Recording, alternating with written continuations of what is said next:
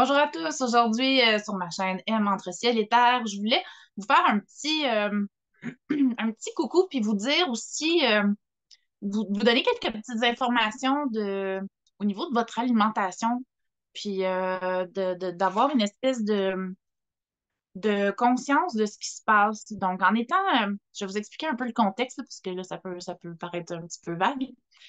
Euh, Étant agricultrice et j'habite aussi dans la campagne, donc je vois un peu l'agriculture, comment elle se passe, quelles sont les pratiques agriculturales autour de chez moi. Et j'étais enchantée cet été de voir que dans les champs près de chez moi, il y avait des haricots, mais des haricots séchés, là, par exemple, les haricots rouges, les haricots canneberge, les haricots noirs, les doliques noirs, vous savez, là, ce genre comme des pois chiches, des choses comme ça, là. Bon, les haricots qui sont légumineuses. Voilà. Donc, j'étais enchantée de voir ça. Puis, j'ai j'ai aussi été témoin de choses qui m'ont moins enchantée parce qu'avant la récolte, 3 jours avant la récolte, qui ont été arrosés. Là, j'ai fait mes recherches pour savoir quel était ce produit. Était-ce du glyphosate? Était-ce de que c'est? Donc, ce que j'ai entendu dire, c'est que c'était un produit défoliant, donc pour enlever les feuilles. Et probablement que ça aidait la plante à sécher, puis pour pouvoir optimiser les récoltes, avoir une plus grande rentabilité plus rapidement, plus facilement aussi pour la récolte. Parce qu'habituellement, ces haricots-là, qu'est-ce qui est fait habituellement? C'est qu'ils sont coupés, mis en butte ou en andin, comme on appelle. Et ils restent là quelques jours pour sécher, pour vraiment mourir, pour être sûr que l'eau sort complètement des tiges et de la plante, pour ensuite passer la moissonneuse batteuse qui va séparer le grain de la plante. Mais des nouvelles méthodes agriculturales sont sorties pour rendre les choses plus rapides. Alors, ça m'a un petit peu titillé.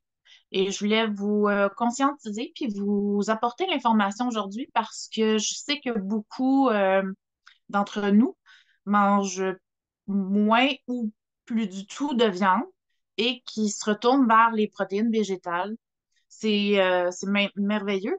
Mais quand j'ai vu ces méthodes-là, je me suis dit, bon, OK, c'est peut-être pas du glyphosate, mais c'est quand même arrosé avec un produit qui n'est pas nécessairement super bon à manger, surtout que ça a été fait 3 jours avant la récolte. Bon, vous allez me dire que c'était pas directement sur les haricots et nanana, qu'il y a une enveloppe et tout, mais dans la façon de faire, quand la moissonneuse batteuse défait la plante pour en extraire le grain ou le haricot, ben ça vient en contact éventuellement, là.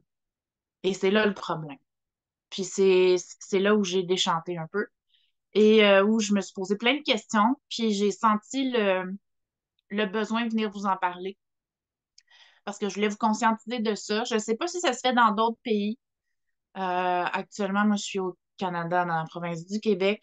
Euh, donc, je voulais juste vous conscientiser à ça. Je vous dis pas de pas en manger, mais je vous dis de faire vraiment attention euh, où vous le prenez, si c'est biologique ou pas, parce que je crois encore que la culture biologique va probablement être moins pire que ça. On va plus utiliser des méthodes traditionnelles et moins chimiques. Donc, je suis pas en train de vendre le fait de manger biologique parce que je sais que ça peut coûter très cher. Je sais ce que ça implique, mais j'avais cette espèce de besoin urgent de venir vous le partager parce que moi, ça m'a vraiment, ça m'a vraiment alarmée quand j'ai vu et su ça. Donc, je trouvais important de venir vous le partager pour que vous en soyez conscient.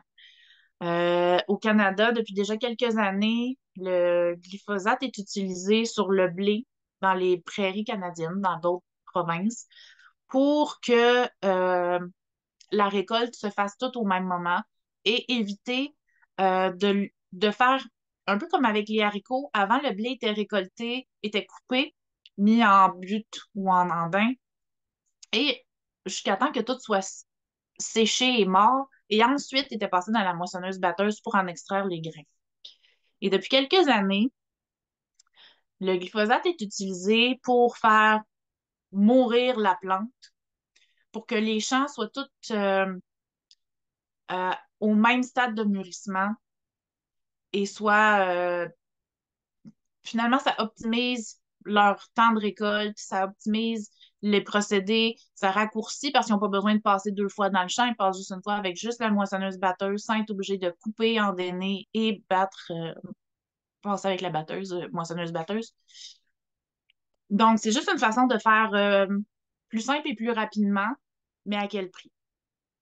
Alors, c'est pour ça aussi que l'Italie maintenant a fermé ses portes au blé canadien parce que ils sont des grands consommateurs de blé et ils savent très clairement que le blé canadien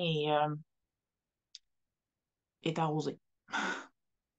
Donc, c'est ça, c'est triste. Puis, finalement, mon message aujourd'hui, c'est juste pour essayer de vous conscientiser puis vous dire que il faut que vous vérifiez tout le temps. Même si vous travaillez, pas vous travaillez, mais vous utilisez juste des matières de base pour vous alimenter, parce que c'est ça l'idéal d'avoir fruits, légumes, noix, haricots, tu sais, toute la base, sans avoir des choses transformées qui viennent dans des boîtes avec 12 000 noms d'ingrédients pas lisibles, et etc. Avoir les ingrédients de base. Mais si vous vous alimentez de cette façon-là, ben encore, va falloir que vous soyez vigilant et vérifier vos sources. Et ça, c'est tout partout, dans tout. Euh, je sais que c'est pas super joyeux comme message, mais je me sentais une urgence puis une responsabilité de vous en parler parce que je suis dedans. Je suis en agriculture, je l'ai vu, je le sais. Première ligne. Je suis première ligne, je le sais. Donc, maintenant, je vous en informe. Je ne sais pas si c'est comme ça ailleurs, mais informez-vous, s'il vous plaît. Puis, c'est ça, la santé, c'est très, très important. Donc, il faut ce qu'on met dans ce qu'on mange, ce qu'on ingère, c'est la base de tout. Donc, voilà, je souhaitais juste vous dire ça aujourd'hui. Puis, je reviendrai probablement pour des capsules plus joyeuses au niveau de l'alimentation où je parlerai peut-être de l'industrie du sucre, hein, quand on parle de joyeux. Mais, ouais, le pire poison ever là, au monde, le sucre blanc. Je peux vous en glisser un mot vite, vite comme ça, parce que vous allez aimer ça. Le sucre blanc provient de la canne à sucre. Et quand il est récolté maintenant, il est euh, complètement tout, tout transformé en sucre blanc. Donc, d'une part, on a le sucre blanc, et de l'autre côté, on a la mélasse. Auparavant, on avait la matière de base, brute, qui était plus de la cassonade ou le sucre brun ou le sucre doré, peu importe.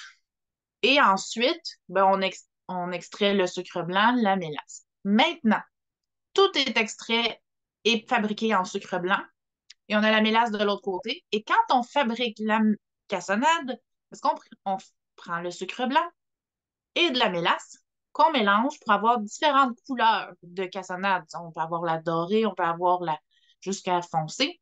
Et ça dépend de la quantité de mélasse qu'on rajoute. Je ne sais pas si certains d'entre vous êtes assez vieux pour vous souvenir de quand vous étiez jeune ou vos grands-mères ou vos mères avaient de la cassonade dans la maison et la cassonade ne prenait pas en pain ou ne s'amoncelait pas et devenait pas dur, dur, dur. Ça, c'était dans le temps. Maintenant, avec ce nouveau procédé-là que tout est en sucre blanc et qu'on rajoute la mélasse, ben, la cassonade devient dur, dur. Voilà. Mais ça fait plus que 13 ans. 13 ans? 12, 13? En tout cas, plus que 10 ans qu'il n'y a pas de sucre qui rentre chez moi. C'est miel ou sirop d'érable. Parce que le sucre blanc, c'est poison. Désolée. Ben, tu sais, tant qu'à donner des mauvaises nouvelles, on va toutes les donner d'un trait, puis on fera du positif une autre fois. Donc, on se reparle une autre fois avec plus de joie et plus de bonnes nouvelles. Donc, faites attention à vous, puis trouvez toujours les sources puis, de votre alimentation, trouvez la base, puis essayez d'apprendre comment l'agriculture fonctionne dans votre coin ou vous approvisionner localement avec des producteurs locaux qui vont vous expliquer ou même vous montrer comment eux fonctionnent. Donc, je pense que l'avenir est là dans le local et communautaire et aussi avec joie et plein d'amour. Donc, je vous souhaite une belle fin de journée. Faites attention à vous. À la prochaine. Commentez, aimez, partagez et abonnez-vous.